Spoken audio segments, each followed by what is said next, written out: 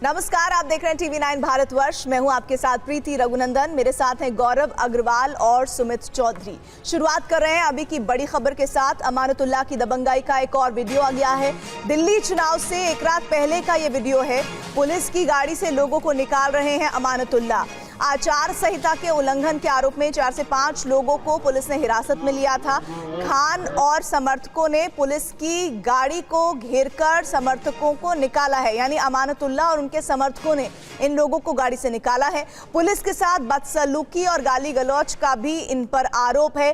तो ये तस्वीरें हम आपको दिखा रहे हैं चुनाव से एक रात पहले की, जिसमें जानकारी ये है कि अमानतुल्लाह की दबंगाई का एक और वीडियो है, जिसमें दिल्ली चुनाव से एक रात पहले ये वीडियो होने की तस्दीक की जा रही है और पुलिस की गाड़ी से लोगों को निकाल रहे हैं अमानतुल्लाह। हमारे साथ हमारे सहयोगी इस वक्त जुड़ रहे हैं जितेंद्र, फिलहाल क्या डिटेल मिल रही है? चुनाव से एक रात पहले का ये वीडियो बताया जा रहा है और इसमें किस तरह की कॉन्वर्सेशन है जो इस बात को पुख्ता करती है कि पुलिस जिन लोगों को हिरासत में ले रही है, जिन्होंने आचार संहिता का उल्लंघन किया है, वो लोग बैठे हैं और उन्हें अमानतुल्लाह और उनके समर्थक गाड़ी से खींचकर बाहर निकाल रहे हैं।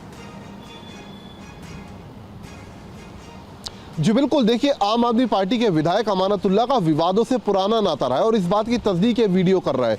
इस वीडियो में अगर आप देखें तो विधानसभा चुनाव के ठीक दौरान का वीडियो है, जिसमें आचार संहिता का उल्लंघन करने के आरोप में दिल्ली पुलिस ने अमानतुल्लाह खान के कुछ समर्थकों को डिटेन किया, उनको जिप्सी में बिठाया और जिस वक्त उनको थाने लेकर जा रही थी पुलिस, उसी दौरान अमानत अचानक से अब भारी संख्या में अपने समर्थकों के साथ मौके पर पहुंचते हैं। बीच रास्ते में दिल्ली पुलिस की जिप्सी को रुकवाया जाता है। अमानतुल्लाह अपने साथियों को पुलिस जिप्सी के अंदर से यानी कि पुलिस की कस्टडी से छुड़वाते हैं और पुलिस के साथ बदसलूकी करते हैं। तो अमानतुल्लाह का इस तरीके का रवैया या फिर इस तरीके का व्यवहार कोई नई बात नहीं है। इससे पहले भी ऐसे कई घटनाक्रम सामने आ चुके हैं। हाल ही में जिस तरीके से शावेज नाम के भगोड़े अपराधी को क्राइम ब्रांच के चंगुल से छुड़वाया गया, उसमें फिलहाल अमानत अभी फरार भी चल रहे हैं। साथ ही अमानतुल्लाह खान के खिलाफ अब तक दिल्ली पुलिस 22 मुकदमे दर्ज कर चुकी है।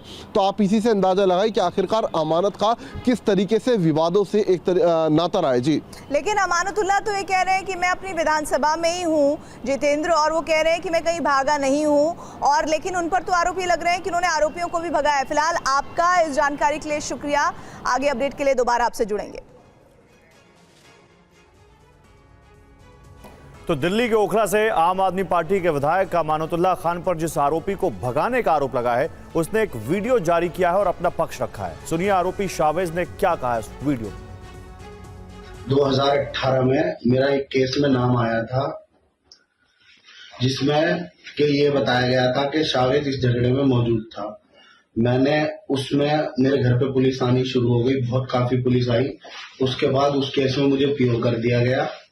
उसके बाद मैं कोर्ट में जाके चैलेंज करता हूँ कि इसमें मेरा कोई लेना देना नहीं है। उसमें मेरे जो वकील होते हैं वो हैं विनोद शर्मा। तो आज के डेट में कोर्ट में मौजूदा प्रेसिडेंट है साकेत कोर्ट में। सेशन में मेरी बेल लगती है। भगवान सिंह इसमें आईओ थे। जब बेल लगती है तो पूछा जाता है कि उसे बुलाया जाता है जिसकी चोट लगी हुई थी, वो सही हो जाता है। उसके बाद वो कोर्ट में आता है तो जज साहब उससे पूछते हैं कि ये वो शावेज हैं क्या? वो बोलता है कि नहीं, इन्हें तो मैं जानता हूँ, ये तो मेरे भाई जैसे हैं, इनसे मेरा कोई झगड़ा नहीं है, ना कोई लेना देना। उसके बाद जज साहब जो है उसके बयान टाइप करा लेते हैं सेशन कोर्ट में और मुझे बेल दे दी जाती है पीओ में। और वहीं आप विधायक अमानतुल्लाह खान की गिरफ्तारी के लिए पुलिस छापेमारी कर रही है। इस बीच अमानतुल्लाह खान ने कहा है कि उन्होंने दिल्ली पुलिस को एक चिट्ठी लिखी है, लेकिन दिल्ली पुलिस ने इससे इंकार किया है। क्या है पूरा मामला, आइए आपको दिखाते हैं। दिल्ली पुलिस ने दावा किया है कि ओखला के विधायक अमानतुल्लाह खान ने पुलिस को कोई चिट्ठी नहीं लिखी है। इस बीच विधायक की ऑनलाइन शिकायत का ईमेल भी सामने आया है। पुलिस ने दावा किया है कि इस ईमेल में शिकायत से जुड़ी कोई फाइल अटैच नहीं है। देखिए, अभी इन्वेस्टिगेशन इस एस्पेक्ट पे चल रही है। जब इसमें कोई जिससे कांटेक्ट हो पाएगा, जब इसमें आगे की जांच हो पाएगी, पूछताछ हो पाएगी, तभी इन सब पहलुओं पे खुलासा हो पाएगा। उनके घर के बाद कोई नोटिस भी लगाया गया है? जी, उनको नोटिस दिया गया है ज्वाइन करने के लिए। देखिए, मुझे मीडिया सूत्रों से ही मिली, मेरे पास अभी कोई चिट्ठी ऐसी नहीं आई। आप विधायक अमानतुल्लाह पर घोषित अपराधी शावेज को भगाने का आरोप है। पुलिस ने कहा है कि अगर ये अपराधी बेल पर बाहर था तो विधायक को थाने में आकर इसकी पुष्टि करनी चाहिए थी, लेकिन ऐसा नहीं हुआ। पुलिस ने कहा है कि जिस अपराधी को पुलिस गिरफ्तार करने आई थी उसके पास उसका आदेश था। इस मामले में आज अमानतुल्लाह खान को नोटिस देते हुए पेश होने को कहा गया है। पुलिस ने यह भी साफ किया है कि विधायक पर मकोका लगाने का कोई फैसला नहीं लिया गया है। हालांकि अमानतुल्लाह ने ये दावा किया है कि वो ओखला में ही है। और अब खबर 1984 सिख दंगे से जुड़ी हुई। दिल्ली के राउज एवेन्यू कोर्ट ने 1984 सिख दंगे के एक मामले में सज्जन कुमार को दोषी करार दिया है। पूरा मामला इस रिपोर्ट में जानिए। कांग्रेस के पूर्व सांसद सज्जन कुमार को दिल्ली में हुई 1984 के सिख विरोधी दंगों में जुड़े एक मामले में दोषी करार दिया गया है। दिल्ली के राउज एवेन्यू कोर्ट ने यह फैसला सरस्वती विहार में सिख विरोधी दंगा से जुड़े मामले में सुनाया है। इस मामले में 16 दिसंबर 2021 को अदालत ने सज्जन कुमार के खिलाफ आरोप तय किए थे। उनके खिलाफ प्रथम दृष्टया मामला सही पाया था। यह मामला 1 नवंबर 1984 का है, जिसमें पश्चिमी दिल्ली के राजनगर इलाके में पिता पुत्र सरदार जसवंत सिंह और सरदार तरुणदीप सिंह की हत्या कर दी गई थी। शाम में करीब 4 बजे से 4:30 बजे के बीच दंगाइयों के एक ग्रुप ने लोहे के सरियों और लाठियों से पीड़ितों के घर पर हमला किया था। इस मामले में जसवंत सिंह की पत्नी ने शिकायत दर्ज कराई थी। पीड़ित परिवार ने आरोप लगाया था कि दंगाइयों ने घर में घुसकर जसवंत सिंह और उनके बेटे की हत्या कर दी थी और सामान लूटकर घर को आग के हवाले कर दिया था। आपको बता दें कि सज्जन कुमार वर्तमान में दिल्ली कैंट में एक अन्य सिख विरोधी दंगा मामले में आजीवन कारावास की सजा काट रहे हैं। और देखिए, चुनावों में मुफ्त वाली रेवड़ी को लेकर सुप्रीम कोर्ट ने एक बड़ी टिप्पणी की है। कोर्ट ने कहा है कि लोगों को मुफ्त राशन और पैसे मिल रहे हैं, जिसकी वजह से लोग काम नहीं कर रहे हैं। लोगों को बिना काम किए पैसे मिल रहे हैं। जरूरत इस बात की है कि फ्री में सुविधा देने की बजाय लोगों को मुख्य धारा में लाया जाए। कोर्ट की टिप्पणी शहरी गरीबी उन्मूलन मामले पर सुनवाई के दौरान आई है।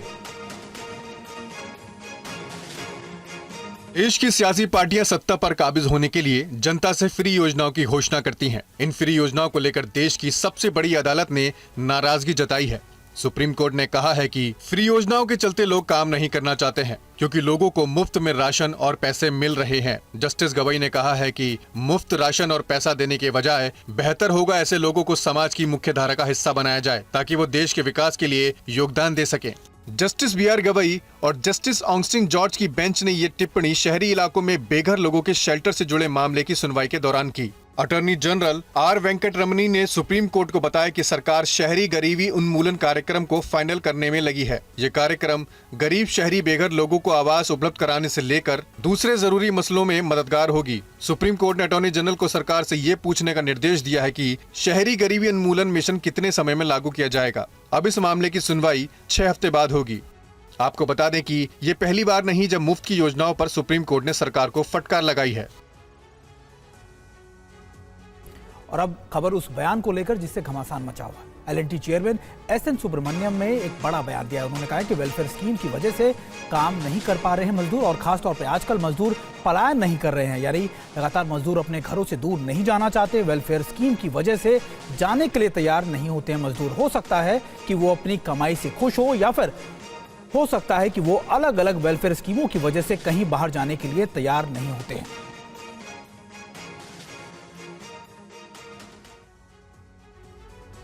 और मुफ्त की रेवड़ी वाले में एलएनटी चेयरमैन का जो बयान है वो देखिए क्या है। दरअसल वेलफेयर स्कीमों की वजह से कंस्ट्रक्शन लेबर काम करने से बचने लगी है। उन्होंने कहा कि कंस्ट्रक्शन के लिए आजकल मजदूर पलायन करने के लिए तैयार नहीं है। मनरेगा या फिर जनधन जैसी स्कीमों की वजह से वो कहीं जाने के लिए राजी नहीं है। हो सकता है कि वो अपनी कमाई से खुश हैं, लेकिन कहीं भी जाना नहीं चाहते हैं।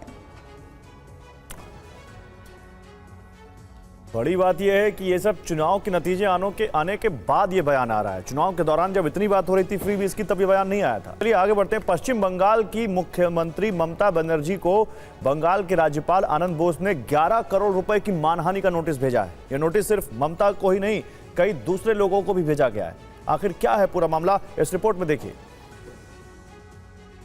पश्चिम बंगाल में मुख्यमंत्री ममता बनर्जी और राज्यपाल सीबी आनंद बोस के बीच लड़ाई जारी है। इस बार एक नोटिस ने बंगाल का सियासी तापमान बढ़ा दिया है।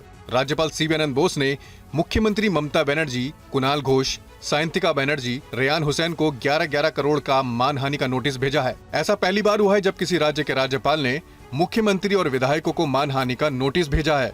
सवाल है कि राज्यपाल ने ममता बनर्जी समेत टीएमसी के 4 नेताओं को नोटिस क्यों भेजा है।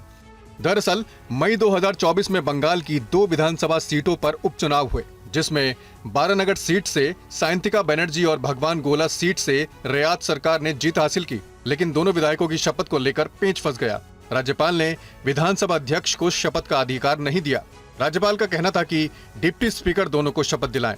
राज्यपाल के आदेश के बाद दोनों विधायकों ने राजभवन जाकर भी शपथ लेने से इनकार कर दिया। इन विधायकों का कहना था कि राजभवन सुरक्षित नहीं है।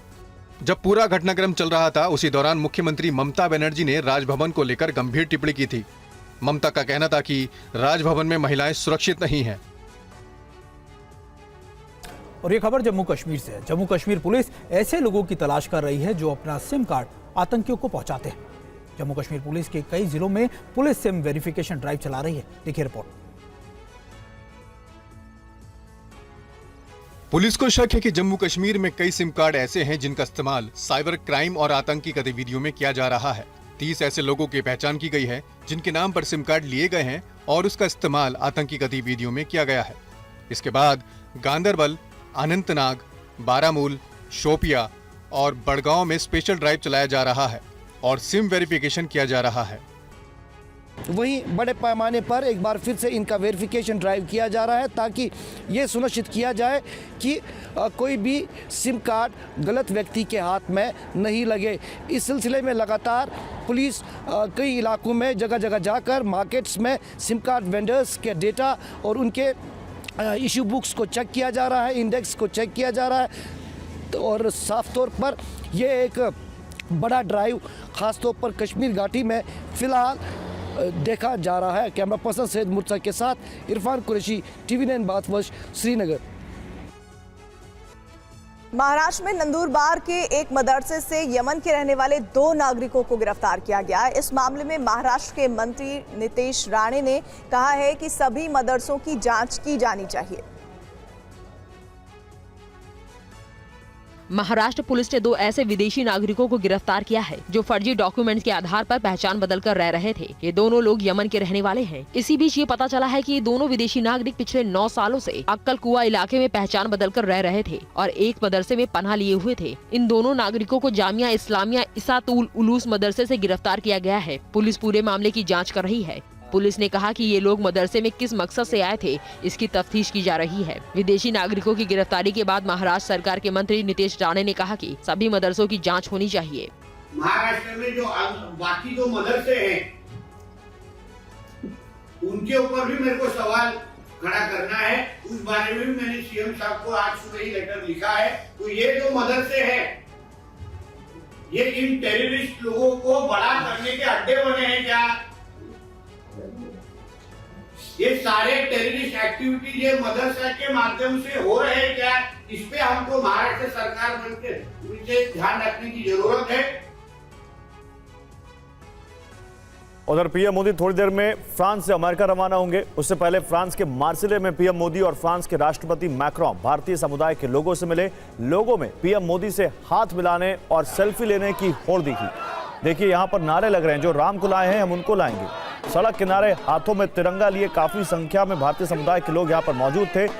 थोड़ी देर पहले पीएम मोदी और राष्ट्रपति मैक्रोन ने मार्सिले में वाणिज्य दूतावास का उद्घाटन किया। इस मौके पर दोनों नेताओं ने एक दूसरे का हाथ थामा और लोगों का अभिवादन किया।